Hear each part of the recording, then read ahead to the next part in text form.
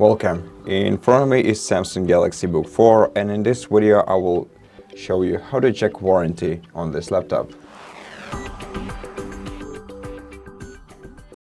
So if you want to know your warranty status, you simply have to check the back cover of your device, and on the back cover of your device you'll find the shipment date or the manufacture date